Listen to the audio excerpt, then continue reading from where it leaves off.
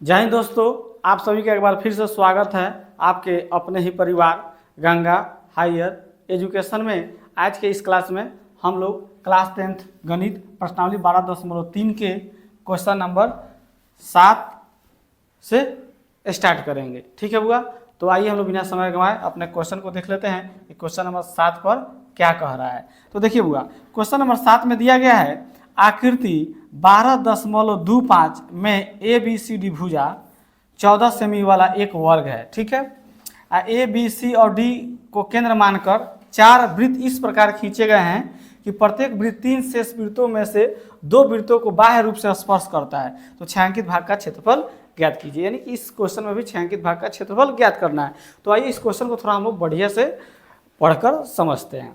तो पहले क्या किया है, चित्र में देखना है 12.25 में, तो ए बी सी डी भुजा वाला 14 सेंटीमीटर वर्ग है। तो देखिए यहाँ पर देखिए हुआ, यानी कहने का मतलब हुआ कि पूरा यहाँ से लेकर यहाँ तक ये पूरा 14 सेंटीमीटर है।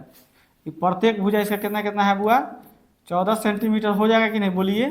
काहे कि वर्ग है, वर्ग का प्रत्येक भुजा आपस में क्या होता है, बराबर होता है। प्रत्येक भुजा और प्रत्येक कोण आपस में क्या होते हैं, बराबर होते हैं। ठीक है, इस बात को आप लोग सब लोग याद रखिएगा, 14 सेंटीमीटर। ठीक है, समझ में आया। इसका चारों भुजा कितना कितना है, 14 सेंटीमीटर का है। ठीक है, ए बी सी डी इसका नाम दिया है, ए बी सी और डी। ठीक है, यानी कि ए बी सी डी उसका नाम है उस वर्ग का, और प्रत्येक भुजा उसका कितना है, 14 सेंटीमीटर। आगे बढ़ते हैं। ए बी और सी डी को केंद्र मानकर 4 वृत्त इस प्रकार खींचे गए हैं कि प्रत्येक वृत्त 3 शेष वृत्तों में से 2 वृत्तों को बाह्य रूप से स्पर्श करता है। यानी प्रत्येक, देखिए यहाँ पर क्या दिया गया है, ए बी सी डी को केंद्र मानकर, देखिए यहाँ पर एक केंद्र मानकर एक वृत्त काटा गया है। यह वृत्त है कि नहीं, देखिए तो ये वृत्त है, वृत्त काटा है ए को केंद्र मानकर, फिर बी को केंद्र मानकर एक वृत्त काटा है यहाँ पर। ठीक है, फिर देखिए सी को केंद्र मानकर एक वृत्त काटा है। ठीक है, फिर डी को केंद्र मानकर एक वृत्त काटा है। समझ में आया बात। तो ए बी और सी डी को केंद्र मानकर 4 वृत्त इस प्रकार खींचे गए हैं कि प्रत्येक वृत्त 3 शेष वृत्तों में से 2 वृत्तों को बाह्य स्पर्श करेगी। जैसे देखिए यह वृत्त हम जब काटे हैं तो इस वृत्त को अगर ले लेते हैं, देखिए बात समझिए, इस 4 वृत्त है टोटल, 4 वृत्त में हम एक वृत्त को पकड़े हैं, इसको पकड़े हैं। ठीक है, तो बाकी 3 को वृत्त बचा उधर, तो 3 गो में क्या कर रही है, यह जो वृत्त है यह कम से कम 2 वृत्त को छू रही है। देखिए तो यह जो वृत्त है ये वाला, एक किसको किसको छू रही है, इसको छू रही है और इसको छू रही है। लेकिन अगर जब इस वृत्त को ले रहे हैं तो इसको छू रही है, इसको छू रही है। इसको जब लेंगे तो यह इसको छू रही है और इसको छू रही है, बाहरी रूप से छू रही है। 3 में से किसी 2 को छू रही है, यानी टच कर रही है। ठीक है, प्रत्येक वृत्त 3 शेष वृत्तों में से 2 वृत्तों को बाह्य रूप से स्पर्श करता है। तो छायांकित भाग का क्षेत्रफल निकालिए। यानी छायांकित भाग आपका कहा गया, ए वाला भाग, ये वाला जो पार्ट बच रहा है इसी का हमको क्या निकालना है, क्षेत्रफल निकालना है।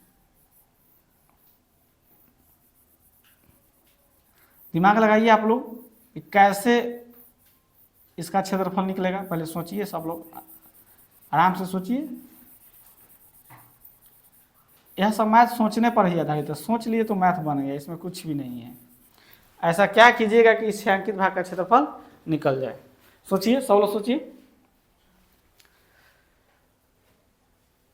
सोच लिए। देखिए क्या करना है, इसके लिए हमको क्या करना होगा बुआ, पहले सबसे पहले जो ए बी सी डी मेरा वर्ग है, ये पूरे वर्ग का क्षेत्रफल निकाल देंगे, पहला काम। ठीक है, उसके बाद देखिए बुआ, यहाँ देखिए इसमें 1 2 3 4 त्रिज्यखंड है। ये क्या है, यहाँ देखिए सब त्रिज्यखंड है ना, है त्रिज्यखंड है कि नहीं। तो 4 त्रिज्यखंड है, इसमें कितना त्रिज्यखंड है, 4 त्रिज्यखंड। इस 4 त्रिज्यखंड का क्षेत्रफल निकाल के घटा देंगे। पहले वर्ग का क्षेत्रफल निकालेंगे, उसके बाद 4 त्रिज्यखंडों का क्षेत्रफल घटा देंगे, मेरा छायांकित भाग का क्षेत्रफल निकल जाएगा। ठीक है हुआ, तो आइए इसी नियम को अप्लाई हम लोग करते हैं। क्वेश्चन नंबर कितना है होगा बोलिए, क्वेश्चन नंबर 7 है। ठीक है, सबसे पहले यहाँ लिख दीजिएगा हल। हम आपको बोले थे कि इस चैप्टर को क्वेश्चन को बनाइएगा तो ऊपर अभी नहीं लिखना है, पहले आपको जो निकालना है उस चीज़ को लिखिएगा। तो आपको क्या निकालना है, तो छायांकित भाग का क्षेत्रफल, तो लिखिएगा छायांकित भाग का क्षेत्रफल। तो तरीका क्या बताए हैं निकालने का, छायांकित भाग का क्षेत्रफल कैसे निकलेगा चित्र में देखिए। तो हम क्या करेंगे, पहले वर्ग का क्षेत्रफल निकाल देंगे और उसके बाद 4 त्रिज्यखंडों का क्षेत्रफल को घटा देंगे, ठीक है। चलिए, तो यहाँ पर हम लिखेंगे वर्ग का क्षेत्रफल, माइनस कर देना है कितना हुआ, 4 त्रिज्यखंडों का क्षेत्रफल, 4 त्रिज्यखंड का क्षेत्रफल, ठीक है। चलिए, तो वर्ग का क्षेत्रफल क्या होता है, भुजा स्क्वायर, या भुजा गुना भुजा भी कह सकते हैं, भुजा गुना भुजा ही हम लिख देते हैं, चाहे भुजा स्क्वायर भी लिख सकते हैं, बात एक ही है, माइनस 4। त्रिज्यखंड का क्षेत्रफल क्या होता है बोलिए आप लोग, थीटा बटा 360 गुना पाई आर स्क्वायर, ठीक है बुआ। चलिए, भुजा कितना है, वर्ग का क्षेत्रफल का प्रत्येक भुजा इसमें कितना कितना दिया बुआ बोलिए, 14 है, 14 सेंटीमीटर में है, तो लिख दीजिए यहाँ पर 14 सेंटीमीटर गुना 14 सेंटीमीटर, ठीक है बुआ, माइनस 4 इंटू थीटा का मान कितना है बुआ, आप कहिए सर थीटा का मान कहाँ मालूम है, त्रिज्यखंड में देखना है थीटा। तो आप लोग जानते हैं कि वर्ग का प्रत्येक कोण कितना डिग्री का होता है, 90 डिग्री का होता है। तो यहाँ भी 90 है, यहाँ भी 90 है, यहाँ भी 90 है, यहाँ भी 90 है, यानी कि यहाँ पर थीटा का मान कितना है, 90 है। तो 90 यहाँ पर कितना हुआ, 90, तो 90 बटा 360 गुना पाई के मान 22/7, और आर के मान बोलिए, आर के मान अब कहिए सर पते नहीं है, तो आर के मान भी देख लीजिए। अब देखिए यहाँ पर यह क्या है, पूरा भुजा कितना है, 7 सेंटीमीटर है, 7 सेंटीमीटर है कि नहीं। अब देखिए यह जो वृत्त है दोनों समान दूरी पर है, दोनों क्या है, सब समान दूरी पर है, तो स्पर्श कर रहा है, जितना भी वृत्त है सब समान दूरी पर है, केंद्र से सभी क्या है समान दूरी से, यानी कि भुजा 14 सेंटीमीटर है, तो त्रिज्या का निकाल दे, त्रिज्यखंड का त्रिज्या पता करते हैं तो कितना हो जाएगा, 7 सेंटीमीटर हो जाएगा, क्या हो जाएगा 7, तो 7 गुना हम लोग 7 कर देते हैं, ठीक है, 7 सेंटीमीटर आएगा। सेंटीमीटर अंत में लगा दीजिएगा, यहाँ से भी हटा दीजिए, नहीं तो यहाँ भी आपको लगाना पड़ेगा, ठीक है। चलिए अंत में हम लोग लगा देंगे, क्लियर, यह भी हटा दीजिए, यहाँ पर रुकिए इसको हटा ही देते हैं, अंत में लगा दिया जाएगा, ठीक रहेगा। 14 गुना 14, ठीक है, 14 गुना 14 कीजिए, कितना आएगा बोलिए, 196 माइनस, यहाँ देखिए पहले कटने वाला था कटाइए, इस 7 से इस 7 खत्म, और 90 से कट गया यह कितना बार में, 4 बार में, ठीक है। अब देखिए कटने वाला है, यह 4 कटेगा 2 से 2 बार में, 22 कटेगा 11 बार में, अब नहीं कटेगा बुआ, अच्छा इससे कटा दीजिए, यह 2 से 4 यह कट जाएगा 2 बार में, ठीक है। नीचे अब कुछ नहीं बचा, ऊपर बचा 11 दूना 22, अब 22 सते 7 दूना 14 4 हासिल 14 15 154, ठीक है। अब क्या कीजिए, 196 में से 154 घटाइए, 6 में से 4 जाएगा बुआ 2, और 9 में से 5 जाएगा बुआ 4, 1 में से 1 जाएगा 0, यानी 42, ठीक है, सेंटीमीटर स्क्वायर हो जाएगा, यही हमारा क्या हो जाएगा बुआ, आंसर हो जाएगा, आप लोग देख सकते हैं, ठीक है बुआ। चलिए अब ऊपर वाला बात को लिख देते हैं, तो आप लिख दीजिए जो जो दिया गया है, तो वर्ग का भुजा, वर्ग का भुजा कितना दिया है बुआ, 14 सेंटीमीटर, ठीक है। उसके बाद त्रिज्यखंड है, तो त्रिज्यखंड का त्रिज्या लिख दीजिए, त्रिज्या आर कितना है बुआ, पूरा भुजा 14 सेंटीमीटर था, त्रिज्या आधा होता है, इसको आधा कर दिए 7 बार में कट जाएगा, तो 7 सेंटीमीटर हो जाएगा त्रिज्या इसका, ठीक है। तो त्रिज्यखंड का कोण लिख दीजिए, त्रिज्यखंड का कोण कितना है, थीटा का मान 90 डिग्री है, ठीक है। तो छायांकित भाग का क्षेत्रफल, इस बात को लिख दीजिएगा और चित्र यहाँ पर आप लोग बना लीजिएगा, ठीक है। बोलिए कोई दिक्कत, सभी लोग को समझ में आया, अगले क्वेश्चन पर चलिए हुआ, इसको अब हटाते हैं, अगले क्वेश्चन पर आते हैं। क्वेश्चन नंबर 8 पर आ जाते हैं होगा आप।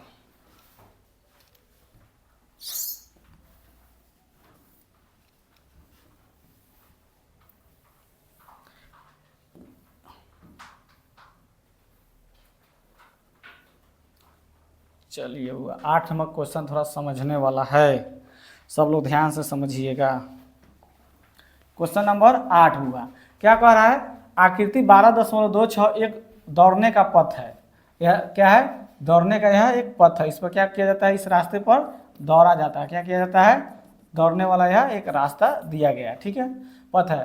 दर्शाते जिसके बाएं और दाएं सिरे पर अर्धवृत्ताकार, इसके बाएं और दाएं सिरे अर्धवृत्ताकार है। इसका बायां भाग और दायां भाग क्या है, अर्धवृत्ताकार। देखिए तो यह सब अर्ध, यह सब देखिए तो यह लाइन जो है अर्धवृत्ताकार आपको दिख रहा होगा, दिख रहा है कि नहीं। यहाँ देखिए यह भी आपका अर्धवृत्ताकार है, नहीं, ये सब बाएं और दाएं जो भी है क्या है, सब अर्धवृत्ताकार है, जो बोल रहा था क्वेश्चन में, ठीक है। तो दोनों आंतरिक समांतर रेखाखंडों के बीच की दूरी 60 मीटर है। और क्या कह रहा है हुआ, दोनों आंतरिक समांतर रेखाखंड को, अब समांतर रेखाखंड इसमें देखिए बन रहा है समांतर, देखिए हुआ यहाँ से देखिए तो एक समांतर रेखा है, एक रेखा है सरल रेखा है, इसका समांतर एक कह रहा था, समांतर ये वाला रेखा है उसके सेम उसी के जैसा है कि नहीं है, तो क्या कहा, तो दोनों आंतरिक मतलब अंदर वाला, देखिए ये वाला रेखा हो गया बाहर, ये वाला अंदर वाला हो गया। तो दोनों आंतरिक समांतर रेखाखंडों के बीच की दूरी 60 मीटर है। यानी कहने का मतलब यहाँ से लेकर यहाँ तक इसके बीच की दूरी कितना हुआ, 60 मीटर है, ठीक है। तो इनमें से प्रत्येक रेखाखंड 106 मीटर लंबा है और पूरा 106 मीटर लंबा है। यह जो लाइन है हुआ 106 मीटर लंबा है, यहाँ से लेकर यहाँ तक यह जो लाइन है कितना लंबा है, 106 मीटर। तो ये भी उसके समांतर है, तो ये भी 106 मीटर है, क्या ये भी आपका कितना हुआ, 106 मीटर है, ठीक है हुआ। यदि यह पथ 10 मीटर चौड़ा है, यह पथ यानी कि जो ये रास्ता है 10 मीटर चौड़ा है, यानी कहने का मतलब यह जो चौड़ाई है यहाँ से यहाँ तक, यहाँ से लेकर यहाँ तक कितना है, 10 मीटर चौड़ा है। तो ये भी यहीं भी 10 मीटर यहाँ चौड़ा हो जाएगा। इधर भी आइएगा तो ये भी सेम पूरा 10 मीटर ये भी चौड़ा है आपका, यहाँ से यहाँ ये भी क्या है, 10 मीटर चौड़ा है, ठीक है। यह जो पथ की है यह 10 मीटर चौड़ा है।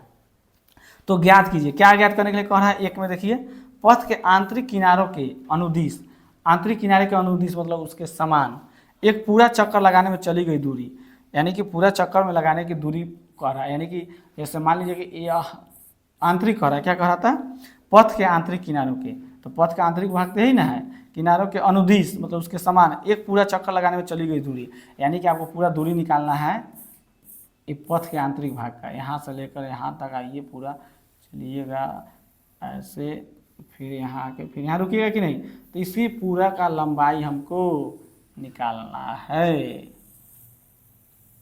बोलिए समझ में आया बात। इन्हें कहा था पहले पथ के आंतरिक किनारों के अनुदिश एक पूरा चक्कर लगाने में चली गई दूरी। तो चलिए बुआ इसको हम लोग निकाल लेते हैं। तो देखिए ये कैसे निकलेगा, तो आप देखिए पहले यहाँ से हम पहले क्या करेंगे, देखिए बुआ यहाँ से लेकर पहले यहाँ तक एक आयत के जैसा आपको दिखेगा, यह दिख रहा है आपको एक आयत के जैसा, दिख रहा है कि नहीं दिख रहा है। उसके बाद आइए अब यहाँ से देखिए, यहाँ से ये आइएगा यहाँ से, तो यह एक अर्धवृत्त के जैसा दिख रहा है। जब यह ले लेते हैं इसको देख लीजिए, तो यह अर्धवृत्त के जैसा दिख रहा है। क्वेश्चन में कह ही रहा है, क्या कह रहा है कि नहीं, लेकिन हमको इतना ही समझना है। समझिए फिर से इसको समझा देते हैं। आप कैसे निकालिएगा, तो पहले देखिए इसका लंबाई मालूम रहना चाहिए, यहाँ तक मालूम है, उसका समांतर है तो इसका भी मालूम है हमको, ठीक है। लेकिन हमको इतना मालूम नहीं है, ई वाला पार्ट, ई निकल जाए इधर और इधर से ई निकल जाए, और दोनों के जोड़ देंगे तो ये रास्ते की कुल लंबाई निकल जाएगा कि नहीं, मतलब ई आंतरिक आंतरिक आंतरिक ना पथ के आंतरिक किनारों की लंबाई निकल जाएगा कि नहीं निकल जाएगा। तो चलिए इसको देखते हैं, ठीक है। तो कैसे निकलेगा बुआ, तो बताया है, देखिए यह क्या है, दो क्या है सरल लाइन है, इसका दोनों का लंबाई हम निकाल लेंगे, और प्लस यह दो अर्धवृत्त बन रहा है, इसके लंबाई निकाल कर जोड़ देंगे तो हमारा ये पूरा आंतरिक किनारे के निकल जाएगा, ठीक है। कोई दिक्कत, चलिए तो इसको हम लोग सोल्व कर लेते हैं। चलिए बुआ तो क्वेश्चन इसको हम लोग हल कर लेते हैं। क्वेश्चन नंबर कितना था बुआ, 8 है, यहाँ लिखिएगा हल। तो क्या निकालने के लिए कह रहा है, इस बात को हम लोग लिख देंगे। तो कह रहा पथ के आंतरिक किनारों के अनुदिश एक पूरा चक्कर लगाने में चली गई, तो पूरा लिखना होगा आपको, पथ के आंतरिक किनारों, इसको लिख देते हैं बुआ, पथ के आंतरिक बाकी सब अपना लिख लीजिएगा बुआ, ठीक है, कर लीजिएगा ना, यहाँ अंत में दूरी लिख देते हैं, पूरा आप लोग लिखिएगा, निकालना है, ठीक है। तो ये कैसे निकलेगा बुआ, कैसे निकलेगा बुआ, तो यहाँ पहले आपको जो रेखा है, एक रेखा ई हो गया और एक रेखा ई हो गया, तो दो रेखाखंड की लंबाई निकाल लेंगे पहले, तो यहाँ पर लिख देंगे दो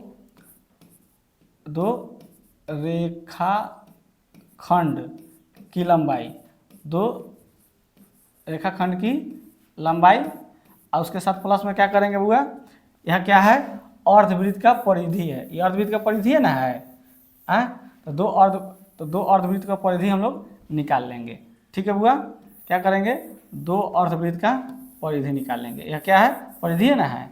चलिए तो हम लोग लिख देंगे प्लस दो अर्धवृत्त का परिधि, ठीक है। इसको अब देख लेते हैं, तो 2 का 2 लिखिए, रेखाखंड की लंबाई कितना दिया है बुआ, 106 मीटर ना है, 106 मीटर है, देखिए 106 मीटर है, ठीक है, 106 मीटर लिख दिए, प्लस 2 अर्धवृत्तों की परिधि कितना हो जाएगा बुआ, तो वृत्त की परिधि क्या होता है 2πr, लेकिन यहाँ 2 अर्धवृत्त करना कह रहा है तो गुना 1/2 कर देते हैं, नहीं बोलिए, समझ में आ रहा है बात। चलिए आगे देखते हैं, इसको गुना करते हैं तो कितना हो जाएगा, 6 दूना 12 और 2 एकम 2, 212 मीटर हो जाएगा। अब प्लस 2 से 2 इसको कटा दीजिए, ठीक है, तो सीधा हो जाएगा 2πr, क्या आ जाएगा 2πr, ठीक है। चलिए हुआ, तो 212 मीटर प्लस 2, पाई के मान 22/7, और आर के मान कितना है बुआ, आर के मान देख लीजिए बुआ, आर के मान किसका पूछ रहा है, आर का मान किसका हमको निकालना है, अर्धवृत्त में ना, अर्धवृत्त की परिधि अर्धवृत्त में देखना है, तो अर्धवृत्त कहाँ से कहाँ तक है, तो यहाँ से यहाँ तक का है ना, तो यहाँ देखिए पहले समझिए पूरा, देखिए यह तो पूरा यहाँ अर्धवृत्त है, और यहाँ केंद्र हो गया मान लेते हैं, तो यह पूरा यहाँ से यहाँ तक 60 मीटर है, तो त्रिज्या कितना हो जाएगा 30 मीटर, कितना हो जाएगा बुआ 30 मीटर, तो यहाँ हम लोग लिख देंगे 30, ठीक है बुआ।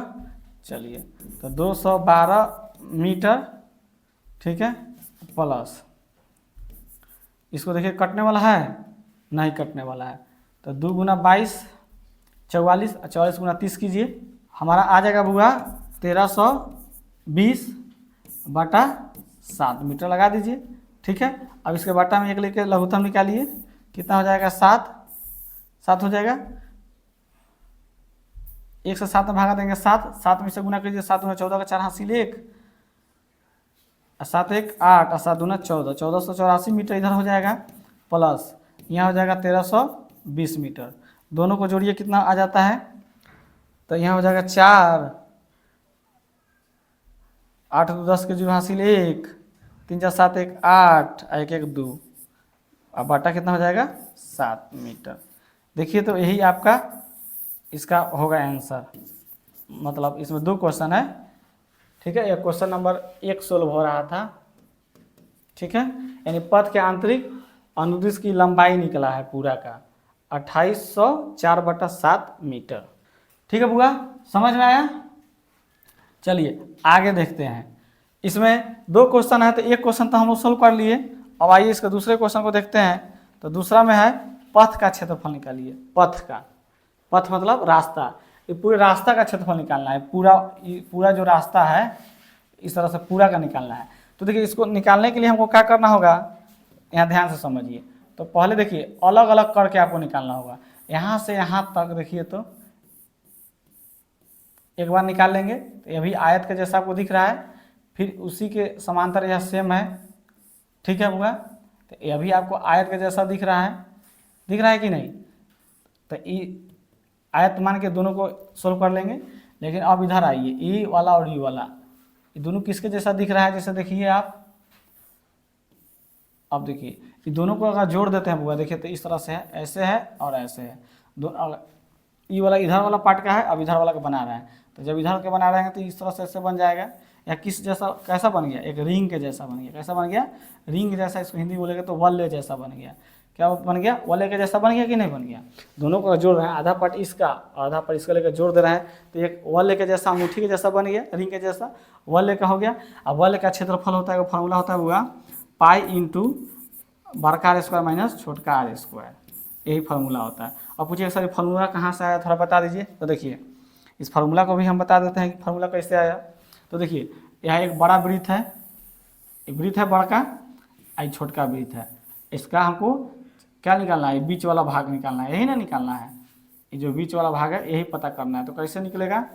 तो हम क्या करेंगे, पहले बड़े वृत्त का क्षेत्रफल निकाल देंगे, उसके बाद छोटे वृत्त का क्षेत्रफल घटा देंगे, बस हो जाएगा।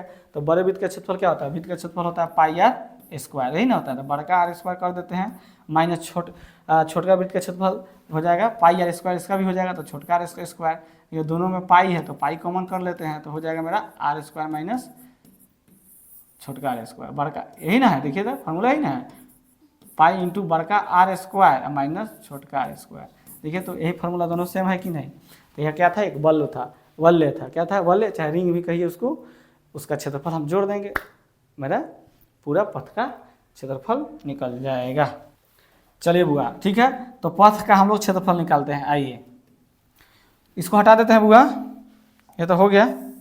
चलिए अभी आंसर कहाँ है? अब नहीं निकलेगा, वो तो एक नंबर का निकला था।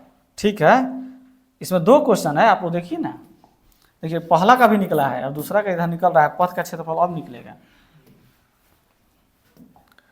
ठीक है बुआ, तो अब हमको क्या निकालना है? पथ का क्षेत्रफल। तो लिख देते हैं यहाँ पर पथ का क्षेत्रफल। तो पथ का क्षेत्रफल कैसे निकलेगा? तो देखिए बुआ, हम आपको चित्र में बताए हैं कि यहाँ पर आयत बन रहा है, एक आयत ही है और एक ऊपर आयत बन रहा है। पार्ट करके अलग अलग करके हम को बना रहे हैं। ठीक है, तो 2 आयत का क्षेत्रफल लिख देंगे, 2 आयत का क्षेत्रफल। ठीक है, प्लस अब क्या करना होगा? अब यहाँ देखिए, यहाँ एक क्या, यहाँ जो था वो कैसा बन रहा था? वल्ले के जैसा बन रहा था नहीं? दोनों को जब जोड़ देते हैं एक वल्ले के जैसा बन जाएगा नहीं? तो यहाँ दोनों को जोड़ेंगे तो वल्ले जैसा बन जाएगा। तो लिखेंगे एक वल्य का क्षेत्रफल। चलिए ठीक है बुआ, चलिए 2 इंटू आयत का क्षेत्रफल क्या होता है? फार्मूला को जानते हैं, लंबाई गुना चौड़ाई।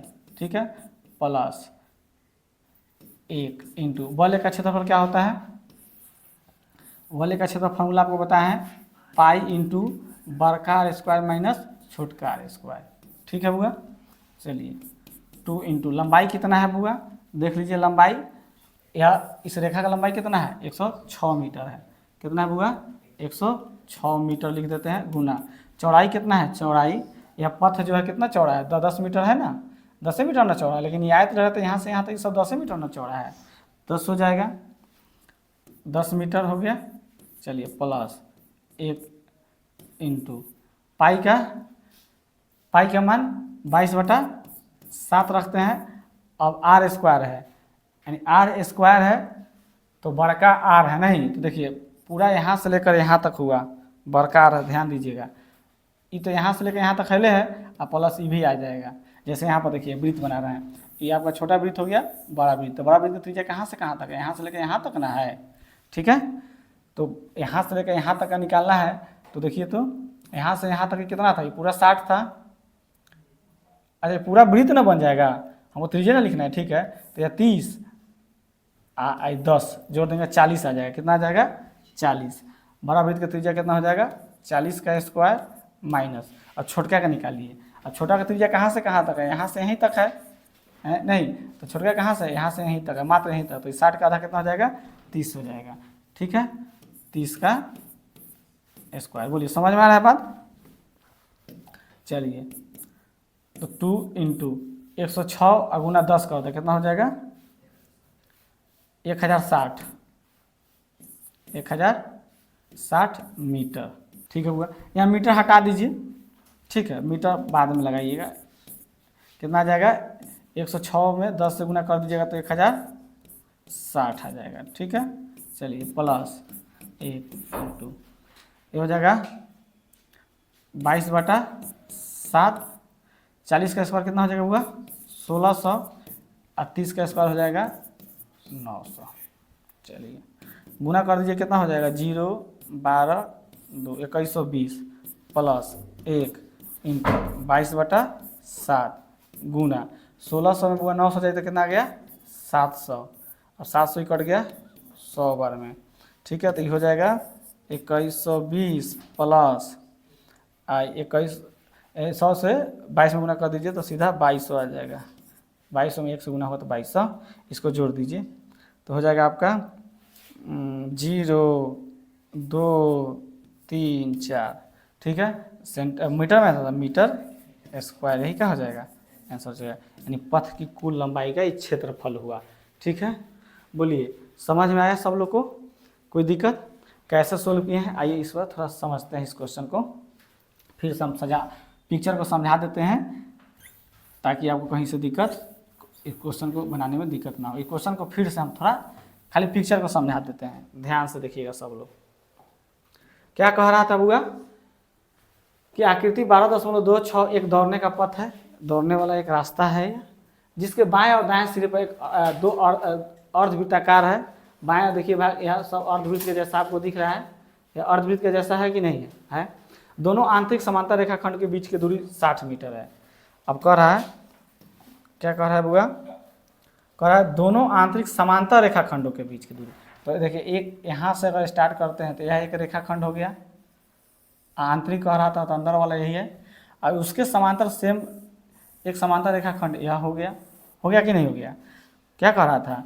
दोनों आंतरिक समांतर रेखाखंडों के बीच की दूरी 60 मीटर है, और दोनों के बीच की दूरी यानी कि यहाँ से यहाँ तक कितना है 60 मीटर है, ये भी यहाँ से यहाँ तक कितना होगा 60 होगा, यानी सब जगह कितना होगा, यहाँ भी कितना होगा 60 होगा। खाली समझा रहे समझिएगा। ठीक है, तो अब इनमें से प्रत्येक रेखाखंड 106 मीटर लंबा है, और जो ये रेखाखंड है यहाँ से लेकर यहाँ तक ये कितना लंबा हुआ 106 मीटर। तो जब यह 106 मीटर है तो उसके समांतर ये भी है, तो ये भी तो 106 मीटर होगा, ये भी 106 मीटर हो गया। समझ में आ रहा है बात? यदि यह पथ 10 मीटर चौड़ा है, यह पथ जो रास्ता है यानी यहाँ से यह चौड़ाई जो है 10 मीटर है, यह चौड़ाई जो है क्या हुआ 10 मीटर है। सभी जगह कहीं जाइए सभी इस चौड़ाई कितना मिलेगा 10 मीटर मिलेगा। ठीक है, तो एक में वो क्या निकालना था, पथ के आंतरिक किनारों के अनुदिश एक पूरा चक्कर लगाने में, यानी कि आंतरिक रास्ता ये है ना, इसी के समान सेम हूबहू उसी के जैसा ऐसे करके एक चक्कर आपको लगाना है। ठीक है, जैसे मान लीजिए हम यहाँ से चले और फिर यहाँ से पूरा चक्कर लगा के यहाँ से लेकर यहाँ तक ऐसे ऐसे करते करते यहाँ पर आ गए, हम आपसे पूछे कि कितना दूरी तय की है, नहीं तो यह रास्ता का लंबाई निकल जाएगा, यही निकालना है। तो रास्ता का लंबाई हम लोग कैसे निकाले हैं, कैसे निकाले हैं बुआ, कैसे निकाले हैं बोलिए? तो यह देख ले तो 2 रेखाखंड की लंबाई प्लस 2 अर्धवृत्त की परिधि, नहीं दो रेखाखंड की लंबाई। तो यह क्या था बुआ? तो यह एक रेखाखंड है, एक रेखाखंड ई एक रेखाखंड ई था, तो दोनों रेखाखंड की लंबाई निकाल लेंगे। उसके बाद देखिए एक अर्धवृत्त का परिधि ई था, एक अर्धवृत्त का परिधि ई था, 2 अर्धवृत्त के परिधि का लंबाई जोड़ दिए हैं, तो आंतरिक पथ का आंतरिक जो किनारा था उसके अनुदिश क्या कहा था, पथ के आंतरिक किनारे के अनुदिश एक पूरा चक्कर लगाने में चली गई दूरी निकल गया है। उसके बाद हमको पथ का क्या निकालना था, क्षेत्रफल। तो पथ का क्षेत्रफल कैसे निकाले हैं, तो पूरा पथ का क्षेत्रफल तो देखिएगा तो यहाँ पर एक आयत बन जाएगा। ठीक है, यहाँ आयत बना तो यहाँ भी एक आयत बन गया है। ठीक है, तो दोनों आयतों का क्षेत्रफल निकाल दिए हैं। उसके बाद देखिएगा तो यह आपका यह दोनों इस तरह से आपको होगा, इधर अगर बनाए थे तो देखिए इस तरह से चित्र बना, फिर इधर वाला यह और इधर वाला यह, इसको दोनों को अगर जोड़ दिए हैं तो इस तरह से एक क्या बना है, मेरा बल्ले बना है। तो बल्ले का क्षेत्रफल क्या होता है, तो पाई इंटू बड़का आर स्क्वायर माइनस छोटका आर स्क्वायर होता है। ठीक है, नहीं इसको क्या किए हैं, जोड़ दिए हैं, दोनों को जोड़ दिए हैं, तो हमारा क्या निकल जाएगा, पथ का पूरा क्षेत्रफल निकल जाएगा। बोलिए कोई दिक्कत? आज के क्लास में इतना ही रहने देते हैं बुआ। यह वीडियो कैसा लगा आप लोग कमेंट करके ज़रूर बताइएगा। ठीक है बुआ, तो आज की क्लास में इतना ही रहने देते हैं। अब हम लोग मिलते हैं, अब हम लोग मिलेंगे अगले क्लास में एक नए वीडियो के साथ। तब तक के लिए बेस्ट ऑफ लक। जय हिंद, जय भारत।